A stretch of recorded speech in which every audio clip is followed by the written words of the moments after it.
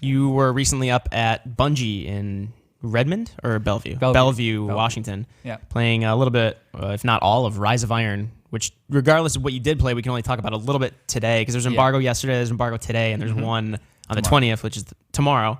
There's one tomorrow too? There's one Monday. I should have There's one tomorrow, or one today and one tomorrow. Every one of them are at 10 a.m. And it releases September 20th. Next week. But I did write down what you can talk about. Good. So don't get me in trouble. The title. Yeah. The release date. So, I mean, just like broader strokes right now. Sure. How does this compare to like Taken King? Because obviously Taken King like revamped almost the foundation of how Destiny worked in a lot of ways. But how Rise of Iron, what should we expect from this as far as like what it's doing for Destiny before, 2 purportedly comes out next year or whenever? Sure. Well, first of all, since it is priced at $29.99, it's kind of like in between what you would expect of like a Taken King and like their previous DLCs, which were $20. So it's a little bit meatier than just, House of Wolves or The Dark Below, but it's definitely same time less than Taken King.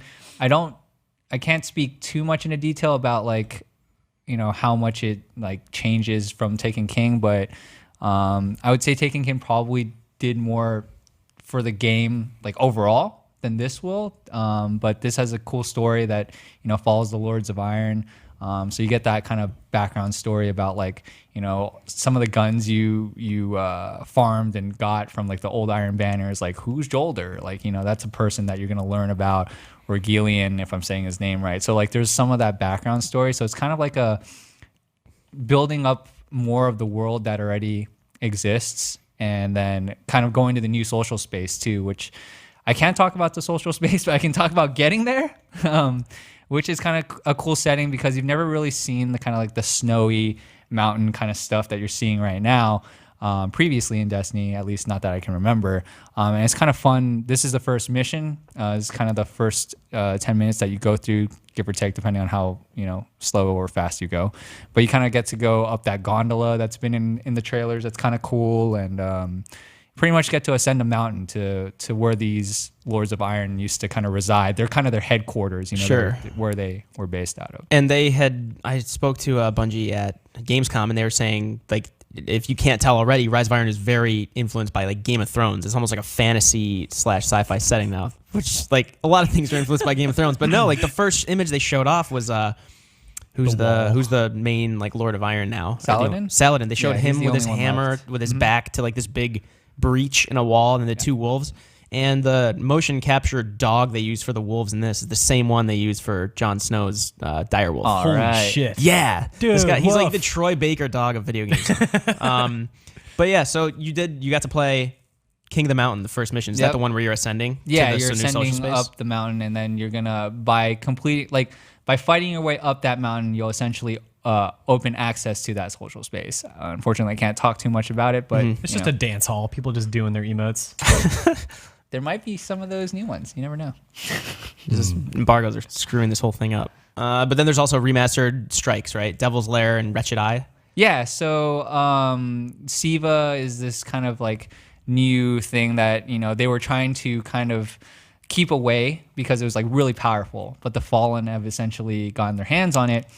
And it's a nanobot plague, as Bungie was telling me. Yeah, so they're using that to kind of enhance, like they haven't totally figured it out yet, but like they've used it to like enhance themselves. So that's kind of where you start fighting different enemies now because they're kind of enhanced with the Siva. So you'll see, Dregs do some stuff that's a little bit different where I think, if you kill them, sometimes, they'll have like this exploding orb that'll chase you. And if you don't shoot that orb, you and your teammates are going to get hurt. So that's like one dynamic. I think the Vandals throw down like those like mines that slow you. And so there's like a little bit of a different dynamic of gameplay in terms of like the Fallen you're dealing with. They're not exactly the same as you fought them before. And the strikes are kind of the same, but there's like twists, I guess. So that's why you can call them remastered strikes, I guess, because you're kind of fighting the same bosses. Sans like that new one with the Ogre and the kind of like the Archon, but like the Sepix one, you pretty much go through it the same way. You got to fight through the first part, which is like in a warehouse area, which is like almost the same, just kind of different enemy types a little bit. It reminds me of like the Taken enemies. They were it was like the three factions just like redone a little bit with Taken abilities and whatnot, like the Scream, Throw, And with that one. Yeah, that was super phone annoying though. The captain thing that I would hate blind you. Yeah. So it's kind of more like that. I mean, the twists are interesting, but like I would say, it's not that different. You know, like sure, you know, Sepix has like a shield now around him that's based off of a certain element type. So there's going to be a captain that's holding like a cannon that you have to kill, and then you can't damage Sepix until you shoot him with the, you know, the type of element that you need to get the shield off, and then you resume DPS at that point. So there are like those little twists that's kind of like the first time I was like, oh, that's pretty cool. But then, you know, you can do it a couple more times and you're like, oh, okay, yeah, it's just a little trick and that's fine, I guess.